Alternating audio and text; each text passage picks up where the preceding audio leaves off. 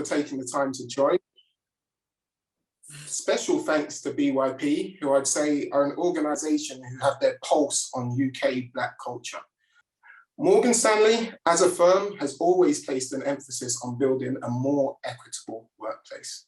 However, given the focus on social inequalities over the past few years, it was interesting to see how we responded as a firm, but specifically our response to our Black employees.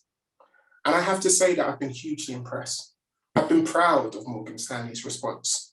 We previously had 4 core values, but 2 years ago, we added a 5th core value: commitment to diversity and inclusion. This belief underpins our commitment to cultivating a diverse workforce and creating a culture that supportive and belonging for all of our employees. The key word there is commitment.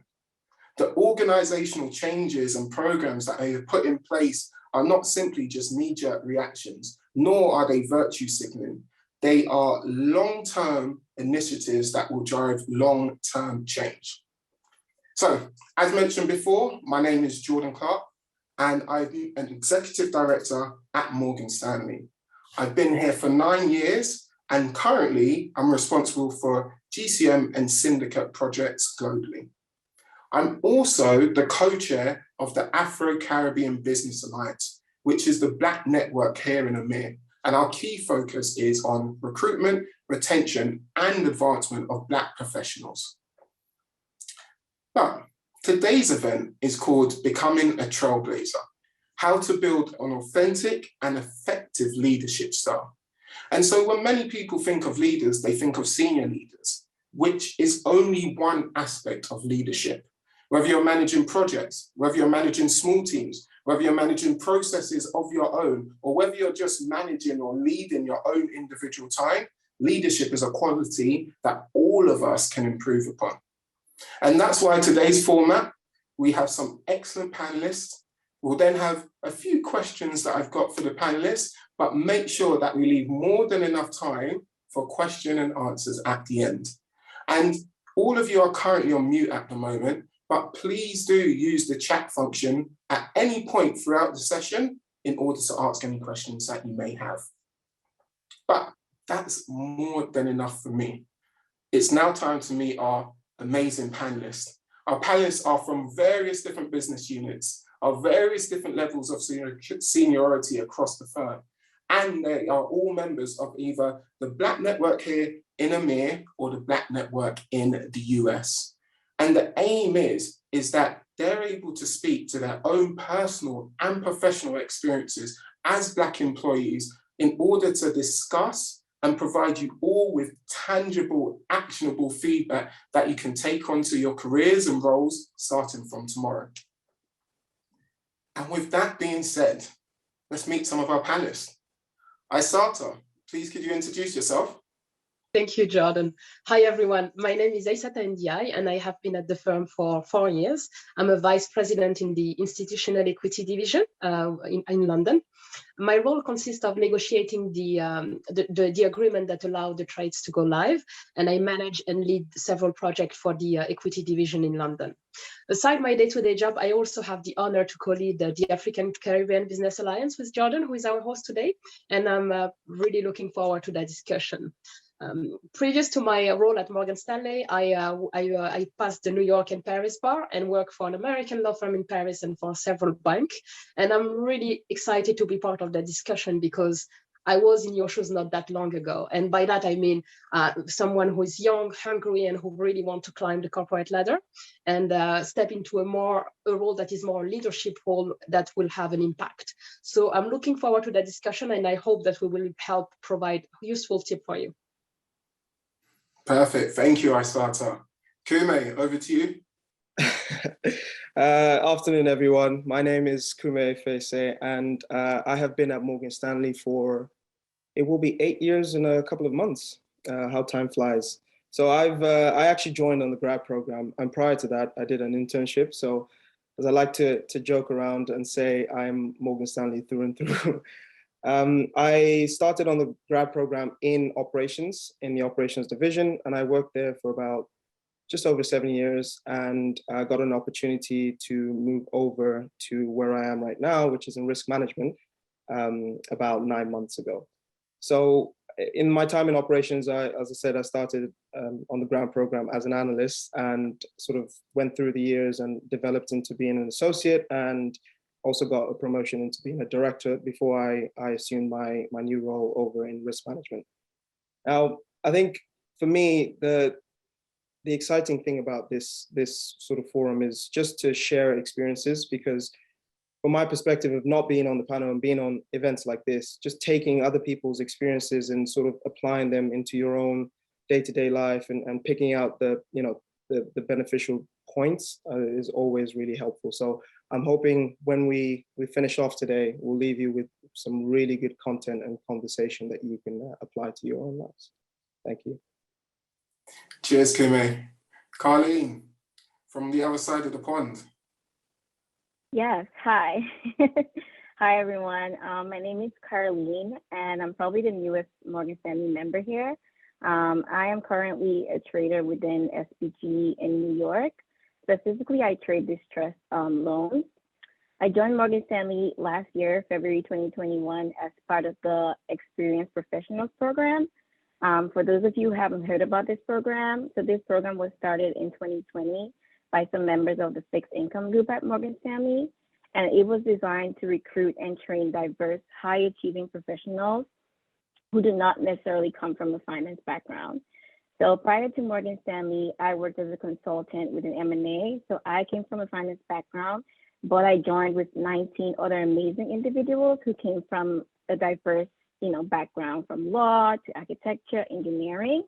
I am originally from the Caribbean, so I'm from a very small island called Dominica. So for me, forums like this are super, super important, just being from where I'm from and also being a first generation person. So I'm super excited to be here and super excited to share my experience with you all. See, this is great. I'm learning about the panelists as we go. I didn't actually know you were from the Caribbean. Ngozi, standard last but no means least, and I do mean that. Thank you, and hello everyone. So my name is Ngozi Fasan. I joined Morgan Stanley 4.5 years ago. I'm a vice president in the investment management division here in London. Prior to Morgan Stanley, my core experience was audit. So I trained for 5 years as an auditor, qualified chartered accountant, spent the first 5 years of my career doing that with the top tier audit firms before I transitioned into the financial services industry. I'll say over a decade. I don't want to give away my age. So for the last over 10 years, I've been in risk management. I've worked in operational risk across a number of top tier investment banks, UK banks, and now at Morgan Stanley, like I said, for nearly 5 years. I'm really excited to be here today because when I first started my career, there weren't many forums like this. In fact, I do not recall attending any forum where I got any real direction about steps to take, ideas to kind of nurture, or, role models. So not saying we're role models, but ultimately we have experience. And I think the 3 takeaways that I would kind of push out there are that you never stop learning. Even better is learning from somebody who's walked the path sort of ahead of you. And don't believe there is only one career path. So you might be on this webinar today thinking, I'm stuck, I don't know where to go. You've heard Kume's mentioned moving divisions. I've changed career at least once. And I feel like you can learn so much from listening to others. So hopefully you'll walk away from here just believing that there is more that you can do in your career, and also that your BAU roles does not define you, because we all have different roles that we manage besides doing BAU. That's it from me. Excellent. I love that last point. And look, I wasn't joking when I said we've got an incredible panel. We've got different regions, different departments. People have transitioned into finance as well, and everybody at their various different levels who are excelling. So, Kume and Ngozi, I'm sure that leadership is a professional goal of many of our audience today, hence why they're on this call. But from your experience, what are the leadership qualities that you believe are the most important, and how did you go about developing them? I'll let Ngozi go first. Thank you, Kume. And So it's a really interesting question, Jordan. I feel like leadership is really a journey of very small steps. None of us, can say we became a leader overnight. So to be honest, for me, it was an intentional decision to build a profile in my career at Morgan Stanley, not just as someone who delivers BAU work, but someone who can also demonstrate leadership. So as a starting point, I literally decided I wanted to expand my network when I joined the firm. I didn't want to sit at my desk and just deliver, because I knew I was capable of delivering. I have the skills, I have the education to support that. I joined a network called Toastmasters, which exposed me to individuals from other divisions. It also helped me build my public speaking skills, which is invaluable, both internally and externally. Toastmasters was useful, but again, it was very informal. I thought about the next step, which is what is the audience that I also want to build that trust with? And I looked at the opportunities around me. One of those was within the D&I space.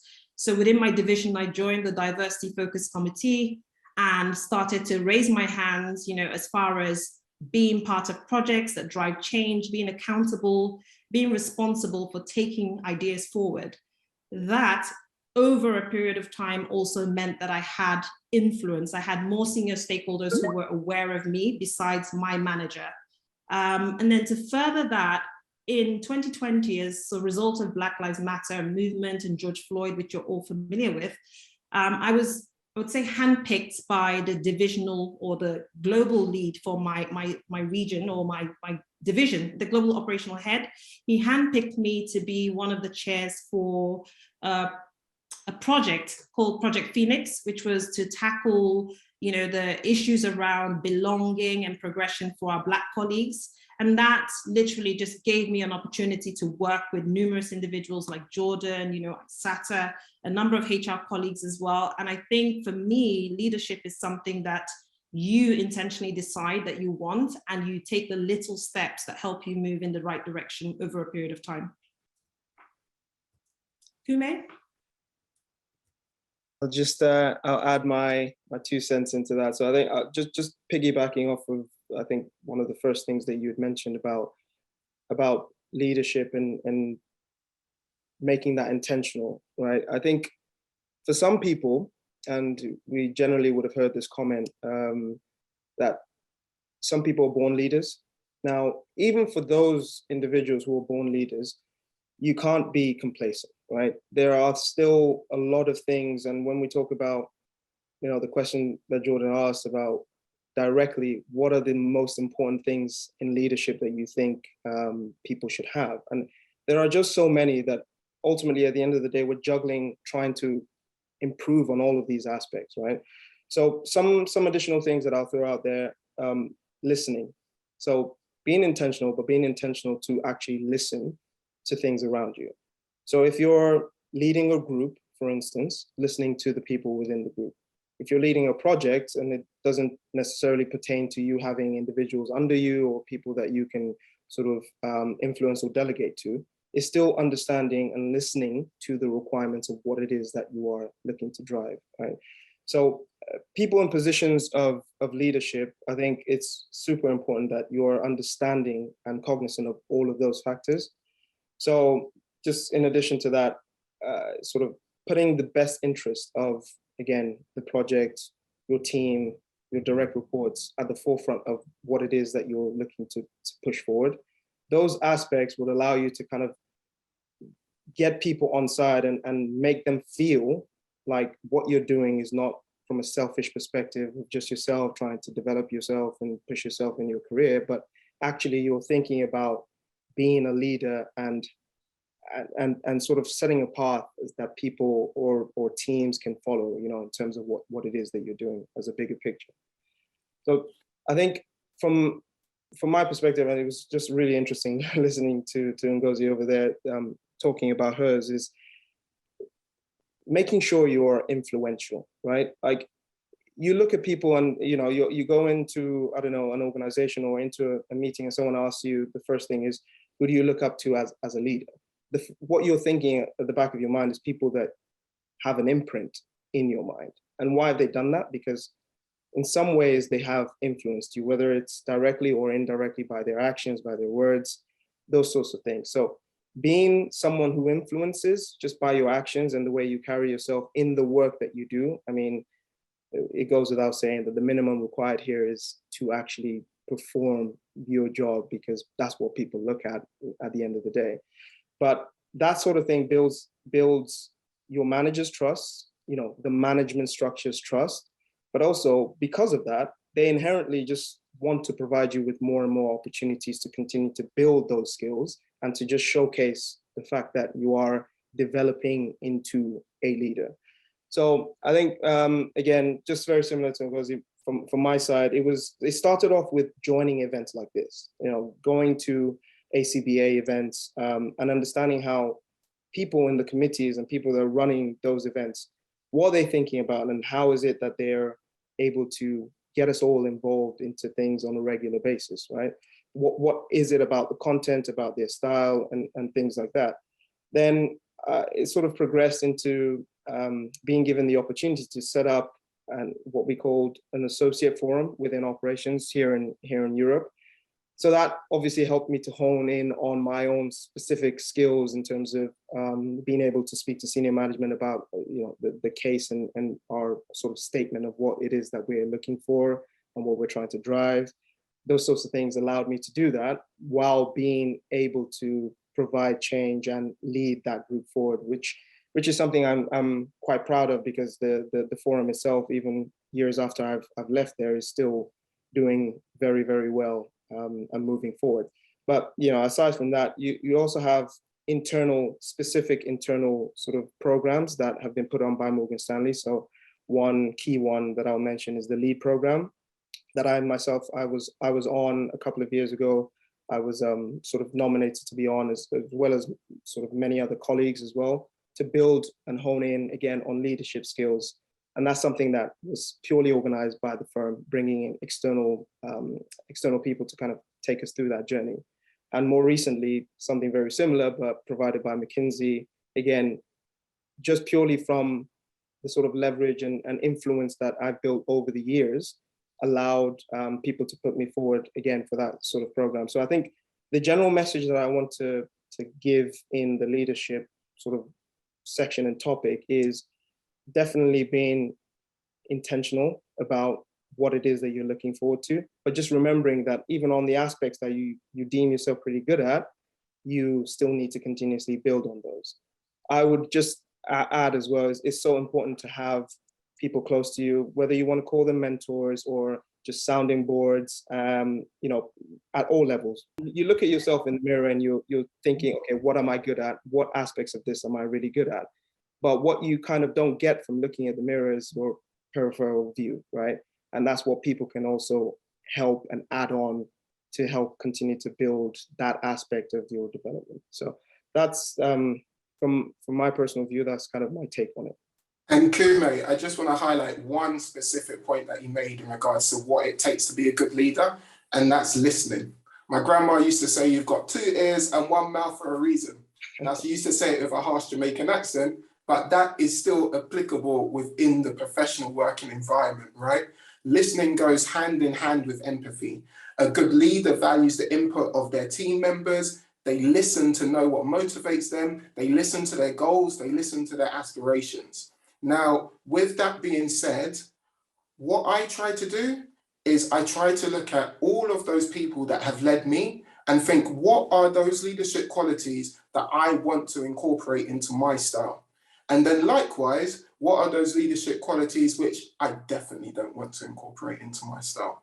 Now, with that being said, at Morgan Stanley, there's so many great programs for entry into Morgan Stanley, whether that's the grad program or experienced professional hire programs. But there's also the return to work program and the future generation schemes. But Carleen, you've been part of the Morgan Stanley Experienced Professional Program. So what advice would you give someone who's new to the industry, new to the world of finance, but is looking to make that entry point? Thanks, Jordan. First, you mean in terms of like coming, just to repeat the question, looking to enter finance and not sure how, or building a network in order to enter finance? Spot on. Okay. I'd say I was fortunate enough to join with 19 other amazing individuals who were my first network. But we are all lucky enough to be part of a firm that pretty much makes mentorship, sponsorship, and networking integral to our job. It's highly encouraged at every step of your career here at Morgan Stanley. I think once you join any firm, whether that's a financial firm, any other type of firm, the first people you have access to are the people who interviewed you. So from my own experience, the first people who became my mentors were the people who interviewed me. They were the first person to know I got the job. They were the first coffee chats I have. So that's your first step. Next is the people you join with. If you're fortunate enough to join through a program like I did, these people become your friends. And they're the ones you can bounce ideas. Maybe you won't tell it to your mentor or your manager, but that's things that you can talk to them over like happy hour with, and things like that. And next, you want to expand to your direct team. You want to make sure that you're reaching out to people you admire, you're reaching out to people who's doing work that you probably aspire to do, and just being open and honest and always following up. Once you've established that, you can even expand to the broader firm, and people will be open to having coffee with you or going for lunch. And one thing an MD told me, that she had lunch with me, and she said, one thing that sticks out to her is if she sits down and have coffee or lunch with someone and she gives advice, she likes when that person follow up. It can be like a month from now or 2 months from now. So once you follow up, that's how you build those relationships and those lasting relationships. Next, Morgan Stanley does have like formal things in place that enables you to have a mentor. So through the program, I was assigned a sponsor as well as a buddy to help with my transition here. And those people have been instrumental in helping me expand my network and just grow my reach within the firm. Perfect, thank you. And I guess just following on from that, Kume, you previously studied engineering. So what attracted you to the world of finance? Well, it seems, I mean, what I said, 8 years in, just seems I continuously get this line of questioning. But I do think it is important to talk about it.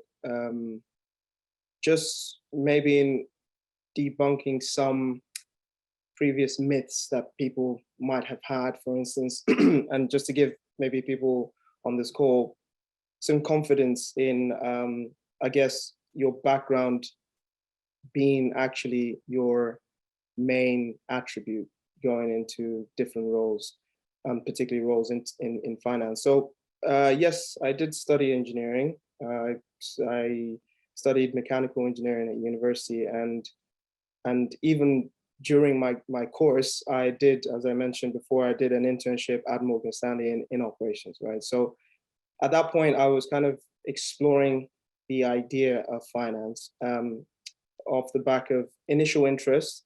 And from a personal perspective, I did just want to learn something completely different without having to do another degree. So it was like a learn on the job sort of thing I was going for, but knowing from having conversations with people, and this is something I actively did as well, sort of coming into the industry, speaking to people that were already there, right? These days, we have a lot more avenue for contact, via social media, particularly via LinkedIn. You know people that have studied a certain thing to you and are working in an industry that you would like to. You can always pick their brain. I'm sure, there are many people, I can probably speak for everyone on this panel, that, will be just accepting to honest people, just sort of reaching out, trying to get some understanding. For engineering in particular, there are a lot of transferable skills. I think that's what's super helpful in the sort of finance industry, because you are able to find yourself in different pockets because of how many different opportunities there are actually in finance. It's not just the general thought of, you think about an investment bank and it's straight into investment banking and or sales and trading. There are absolutely so many different roles, and even within those roles that I've mentioned, that really hone in on different skills or skill sets, if you like, to excel at what you do. So the transferable skills aspect was one of the major benefits why I thought, okay, it's not that daunting, something that's completely different to what you studied. But one other thing I would say is a lot more now than before, hiring managers are looking for people with, when we say diverse backgrounds, we don't just mean what you look like and where you were born, but absolutely in terms of your previous experience and like what you studied, because that is and has been proven to be what generates really successful teams going forward. People that have completely different mindsets and the way they think, their thought processes and all of those kind of things is what absolutely builds into the portfolio of making a very successful team.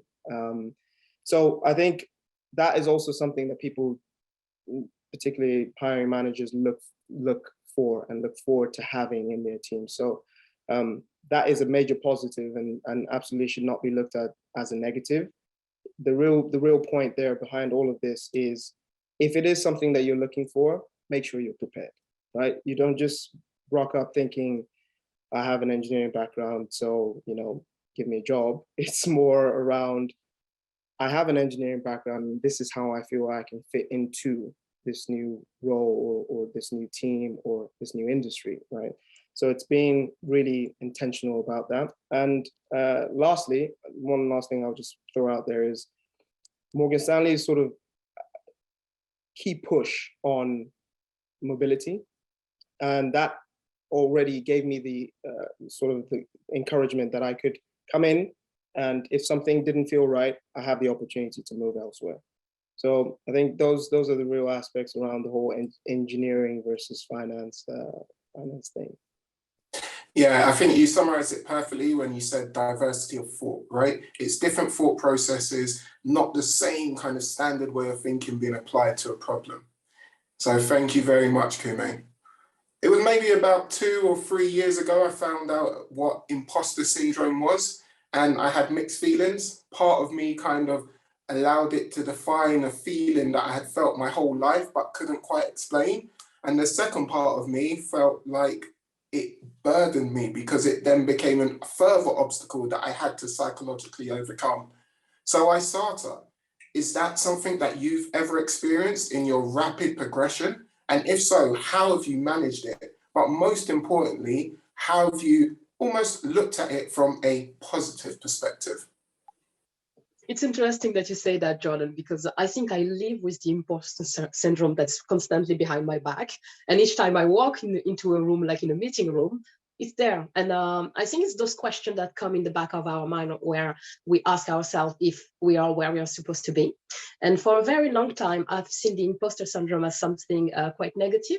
But I realized that it doesn't go away the more senior you become. And I've seen a lot of senior people within the firm talk about the imposter syndrome that they still have, despite the fact that they have such great influence in the firm. So I came to the conclusion that at some point you just have to kind of turn the tide and change this negative connotation that I associate with it to something more positive. And having been in the industry for 6 years now, I actually decided that the imposter syndrome is also one of my greatest strengths, in the sense that it pushes me to kind of challenge myself, do better, and be better. And it doesn't mean that it's not there and I always manage to overcome it. I do still have sometimes this to shut down that voice that makes me doubt myself. But that's where your close circle come into play to remind you that you're exactly where you're supposed to be. And I think I use you as the co-chair of the ACBA to kind of get a new perspective on something when I'm in doubt, use my close family, my close friends. And I think it's really important to kind of get that perspective all the time and try to focus on what is your objective, what you're trying to achieve, and use the imposter syndrome as something to push you to do better more than something negative that's more in hindrance. Good stuff. And Carleen, is there anything that you would add from that perspective? Yeah, I'd say like it's easy to fall to imposter syndrome when you find yourself being the only one who looks like you in the room. And for me, being in the trading seat that's not typically occupied by, women, let alone a Black woman. I have been victim to that on multiple occasions. I think what has worked for me is confiding in my mentors, friends, also recognizing that everyone else who's there, who you think who are super smart, super knowledgeable, they started somewhere just like you. So all you need to do is give yourself some time, and also recognize that you have a unique perspective that you can bring to the table. You have a unique background, you have unique ways that you can contribute to the firm and add value. Yeah, agreed. And look, I think it's important to remember as well, use it as an opportunity for further motivation. Just don't let it consume you. Use it as an ability to push you further, to work harder and work smarter as well. And so look, we all know just by the mere fact that organizations such as BYP have to exist, that there's still a lot that needs to be done in order to increase representation, not just in the financial sector, but across all professions.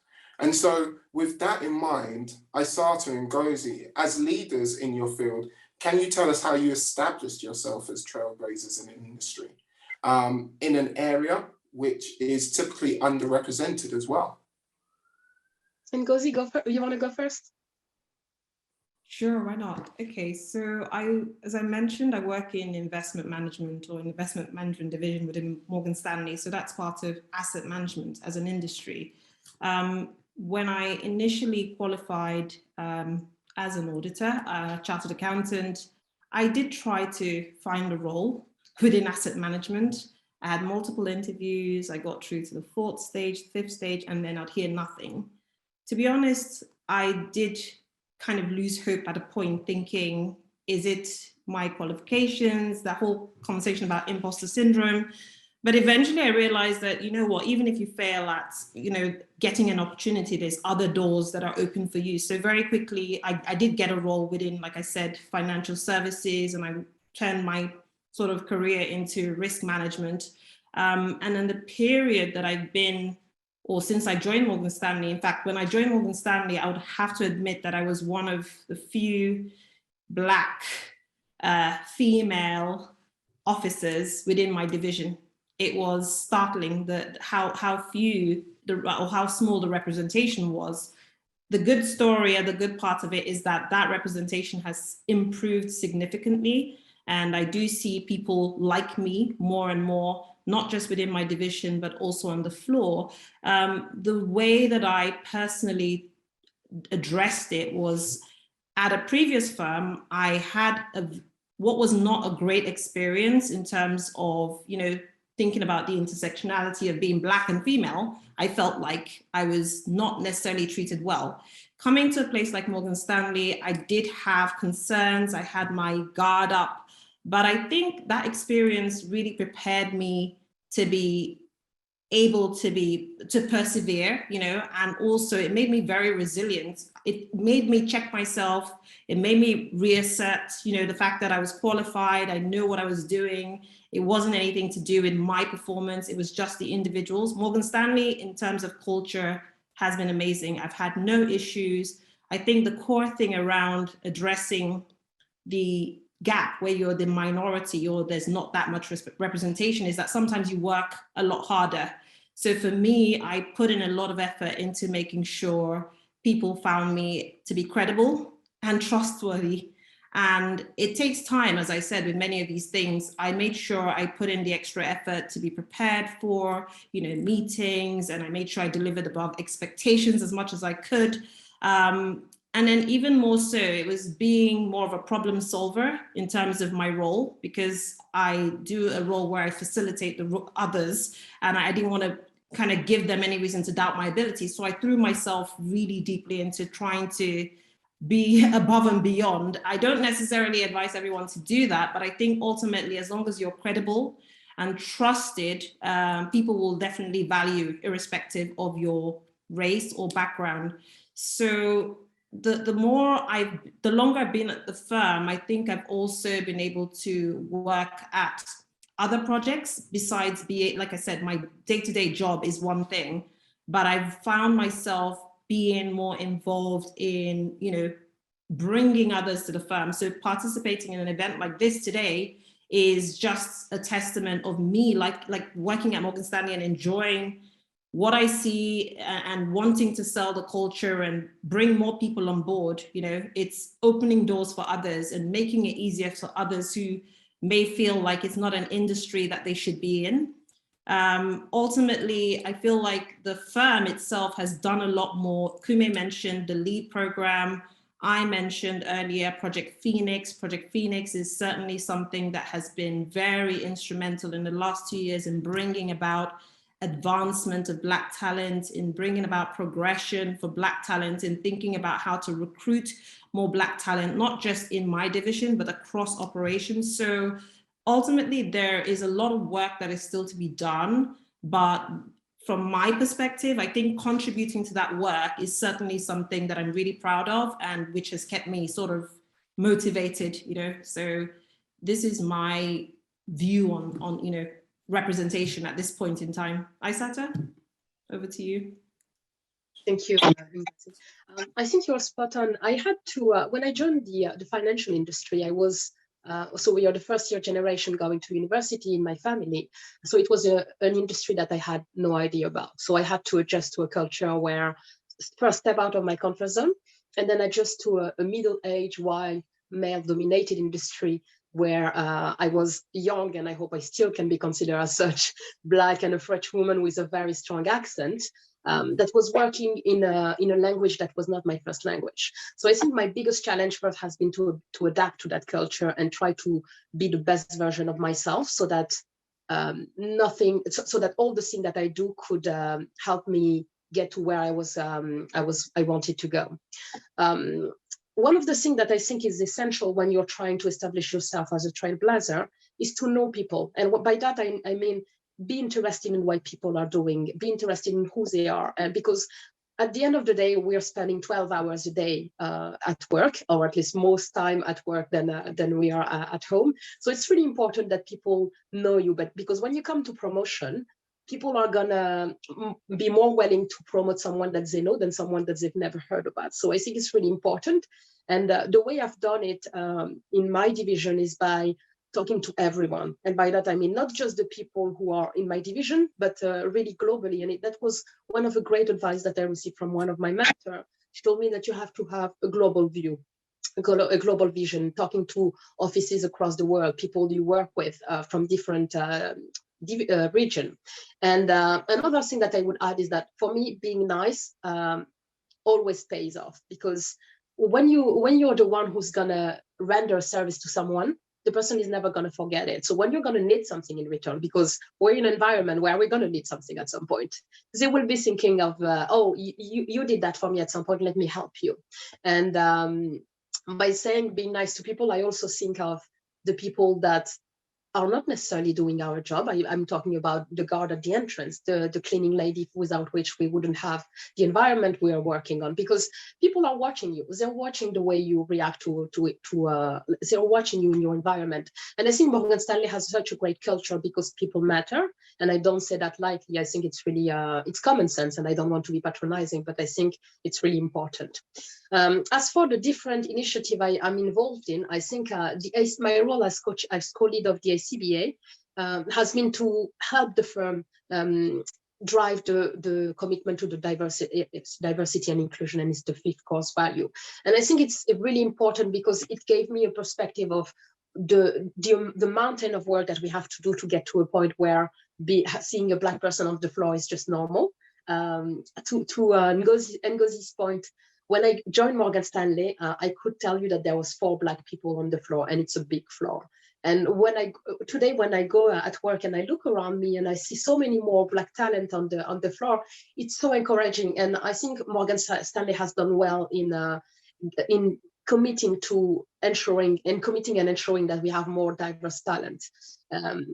At the ACBA, we have a buddy program, which means that when we receive the summer interns, we associate them with an ACBA mentor, and I think it's a great program because the mentee is going to have an insight on what's Morgan Stanley culture, what he can expect, and we are going to be a point of contact for that mentee. And what is important through that buddy program is that we get to a point where the ultimate goal is to retain people, to recruit them, to retain them. And what's important is that if they don't know the culture, there are so many unset code that they won't get. And it's so important that they have a point of contact and someone who they can ask questions to. But I could be going on for 10 hours about all the stuff that we do at the SCVA, but yeah, that's my answer, Jordon. No, it's good. It's good. It shows just how much is going on. And look, I think I saw someone in the chat just type humility, right? And that's something that a lot of people forget or take for granted, or they're so focused on building networks with senior leaders that they forget about their peer group. They forget about the people in their team. They forget about the people that work for them. And those are the most ineffective leaders ever. I think you also raised an excellent point just in relation to when you first enter the work environment, it's all new. There's unspoken nuances of how to interact in a certain meeting, how to interject into a conversation, what is suitable work attire. And all that happens is that as you progress, those aspects change. And so as we come to our last question, it's going to be a very quick round table to all of our panelists. And it's based on today's discussion. What is the single most important piece of advice that you would give to professionals aspiring to become trailblazers within their field? And Kume, I'm going to start with you, sir. I mean, just being intentional about what it is that you're doing and what you're after. Look, you know, a lot of the time people just don't. They go into things and just want to be based off of the fact that they know historical people that have been, but you really need to focus on what it is that you want for yourself and how that suits you as a person. So being intentional is what I'd say. Nice. And Ngozi? I don't want to repeat what Kume said, so I will twist it a little bit. I'll say be empowered to talk to people and to find opportunities, like I said, outside of your given role. It doesn't always work out at the very start of your career because, to be honest, when you initially join the workforce, you want to deliver, you want to prove yourself. So I don't want anyone to leave this call thinking, put pressure on yourself, go and do 10 other things. But over time, as we all know, we spend more time at work and with work colleagues. You want to look for other things that will give you joy. And as I mentioned at the beginning, it was Toastmasters for me. I wasn't working in D&I or doing anything specific, but after that, I saw other opportunities. And to be fair, it's been a great source of network. It's been a great source of interesting projects. So just feel empowered to look at the other opportunities within your organizations where you can build your influence or your spare of, you know, people knowing you for delivering something. So I think that's very important to know at this stage. Good stuff. Carleen? Yeah, at first here's something that was shared with me by Mandel Crowley, the Chief Human Resources Officer. In every job, you want to make sure you're doing three things. You want to make sure you're learning. You want to make sure that somewhere that you're growing, and you want to make sure you're happy. For some people, 2 out of those 3 things is enough, but for me, I need all 3. And then aside from that, be your authentic self always. Go after what it is that you want, and most of all, be open to change because it can happen anytime, whether you want it or not. That's perfect. And for all of you that don't know Mandel Crowley, please do look him up.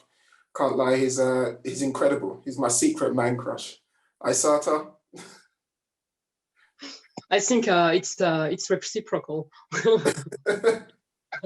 I think for me, to Ngozi's point, I would say be the voice you want to hear and really be vocal about things that matters to you, and try to find something above and beyond your day-to-day job and be passionate about that, because people recognize passion, and it's something always great come out of passion, I would say. Great. And look, before going into the Q&A, I will just add my 2 cents. And it is, I'm only an ED today because of the steps I took as an associate. So you have to think long term. Quite often people view their career as a 100-meter race, but it's actually not. it's closer aligned to a hurdle race, where you need to think about your footing before you then take the next step in order to clear that hurdle. It might be a promotion, it might be a difficult project, you're not too sure. But those relationships that I built as an associate, they then became mentors, sponsors, advocates, which then saw me all the way through to ED. So think long term. And just looking through the chat, I can see the first question, and happy for any of the panelists to answer this one, is any tips for influencing colleagues and stakeholders?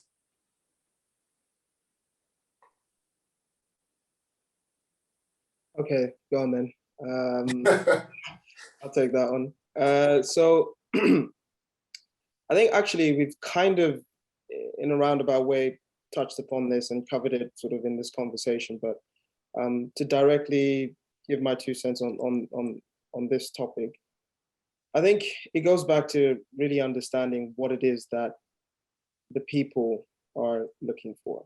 So it goes back to that listening piece, but in more broader terms, listening, understanding, and assimilating what it is that's being asked.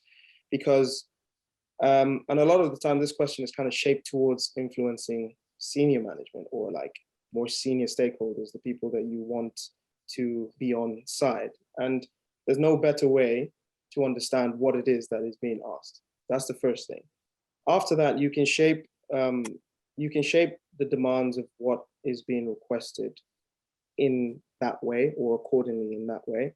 And that is how you leave your print. When you leave a room, post a meeting, or you finished off on a project, that's how you get remembered and get assigned into doing follow-up items, because how you've left the stakeholders feeling by, you know, the approach that you've taken is what helps a lot with growing the bigger picture and establishing and building that network. That's short, quick fire answer to that one. No, that's perfect. Thank you. And I know we touched upon something similar, but it's good to reinforce it.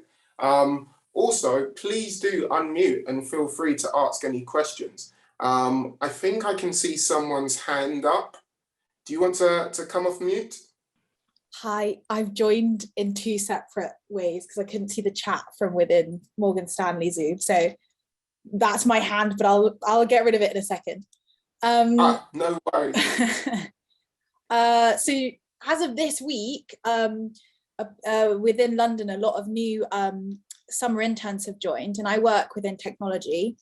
And I only just joined Morgan Stanley in the technology analyst program last August. So I feel very fresh to the firm. And despite that, I've been assigned as a buddy. So I have a lovely intern who's joining my team, and I'm their buddy. And I'm a bit in terms of like the whole imposter syndrome thing, I'm a bit nervous of being somebody you know, who's at university and is very ambitious and intelligent, and I have to be their mentor. For somebody in my position, do any of the panelists have any advice for me on how to be a good mentor? I'll quickly jump in just because when I joined or started my career in audit, we used to get assigned as buddies pretty much the year after. So you will bring a lot to that person, whether you believe it or not. I don't think you have to know a significant amount, but you have a greater network than that person at this point in time. Even if it means showing them where the canteen is, even if it means grabbing a coffee, even if it just means talking about your role, there's a lot you can offer. So don't even hesitate to, you know, own that position, because you've earned it. You've been around for a year, longer than that person. And you can reach out to anybody else like us or ISATA or somebody else who's made you a buddy. So please, please, please be proud of being a buddy. You have a lot to offer. That's my thoughts. And Jordan, if you don't mind me adding one point to that. I think what's important when we have mentees is to reassure them, because they come in this big building where they don't know anything about it. And our role as a mentor is just to kind of shut down all those doubts that they have and helping them navigate the industry. they will have thousands of questions that you want to be able to answer, but that's still okay, because they will still have a point of contact to whom they can reach out.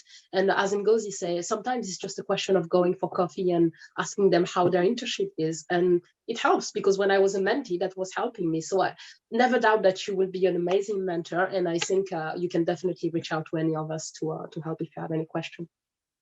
Thank you. But to be honest, I think you'll be a better mentor than any of us panelists. The last time I was an intern was over 10 years ago. You done it last summer. This is fresh in your mind. You remember that nervous feeling you get going into the lift to meet your desk or meet your manager for the first time. That's what they really want. They want someone that they can bounce ideas off of, somebody that can understand the human aspect of things. And you're closest to that, so you'll be absolutely fine.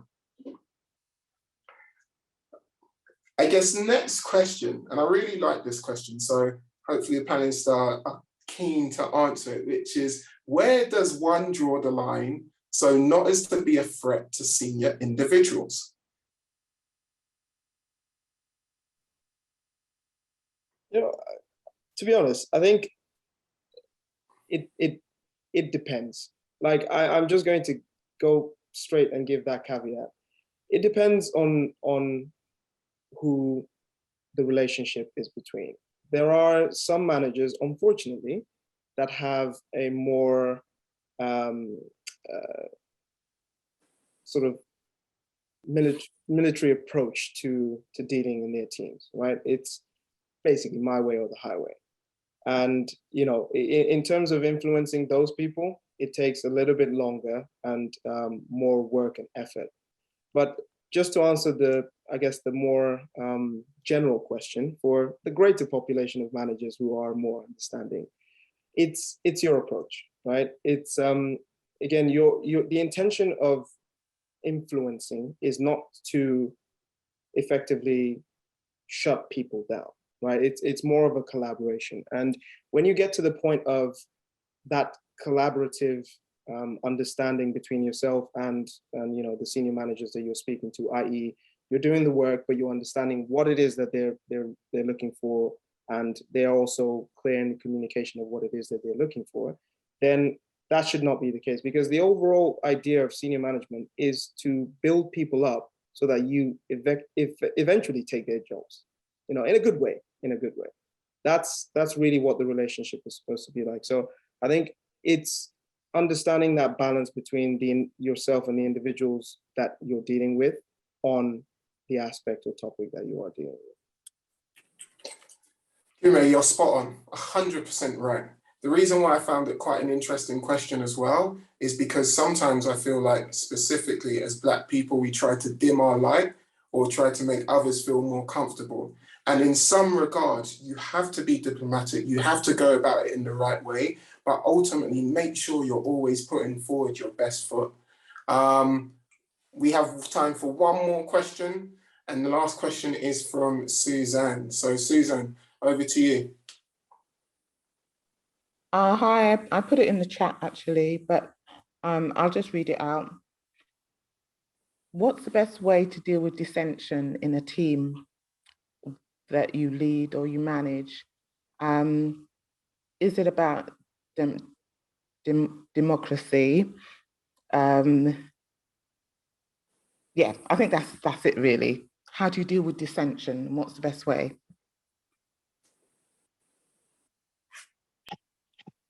I can jump into this one. I think as the leader of the team, what's important is to listen both sides of whichever dissension that may occur in a team. But at the end of the day, as a manager, you also have to make decisions. So you make it the best way you can, but at the same time, we are all human. We can. You will find I think it's a difficult question to answer actually, because it depends on the situation and it depends on what the dissension is. But as the manager of the team, you also have the role of protecting the global team, not just those two individuals, for example, if they're in a conflict. And it's for you to find the best way to kind of listen to both sides and almost be Can I be a bit more specific? It's when someone is challenging you. So it's not people you manage that are in disagreement. When people that you are managing are in disagreement with you? That's even a harder question. John, do you want to jump in? I can. Which is something I've experienced, and because you have to make decisions, yeah, and not people aren't always going to like your decisions. So I wondered if anyone had any experience of it. Is it just about being thick-skinned, that kind of stuff? I do think you're spot on when you say not everybody will like your decisions, right? But for me, when I've had to make those difficult decisions, which not everybody likes, is can they understand the decision? Are they able to understand why we're having to make this decision? And also making sure you communicate it to them in an effective way. So if I know it's going to be a challenging conversation, I'm less likely to just send an email. I'm less likely to just have a call. I'll probably try and meet in person, and most importantly, understand that person's perspective whilst also reinforcing mine. And it's quite a difficult one to answer because it's quite situational, but that's why feel free to find us on LinkedIn, and hopefully we can go into it in a lot more detail. No, that's been helpful. Thank you. Thank you. I would like to say thank you. Thank you to everyone for taking the time to join, but a special thanks to our panelists. I think if you are to take away anything from today, right, it's we are all leaders within our own right, regardless of what level we're at. And it's a skill that will continue to develop. But as we continue to do so, we have to make sure that we're authentic to our true selves. At Morgan Stanley, hopefully from some of the sound bites that you've heard today, you can see that the commitment to D&I is taken very seriously. And our aim is to make sure that we progress and advance and recruit talented individuals. So take some of the knowledge that you've learned today. Hopefully it's tangible feedback and you can put it into play in your role tomorrow, or at some point put it into play at a role at Morgan Stanley, because we will be sending out an email after this event, which will detail how you can search for roles across the firm, how you can connect with our recruitment team. But one thing that I would definitely recommend is to make sure that you follow the Morgan Stanley LinkedIn, just to keep up to date on all of the different things happening at Morgan Stanley. Once again, thank you to everybody, but a big thank you to BYP. And Vanessa, I'll hand over to you. Everybody, hope you enjoy your evenings.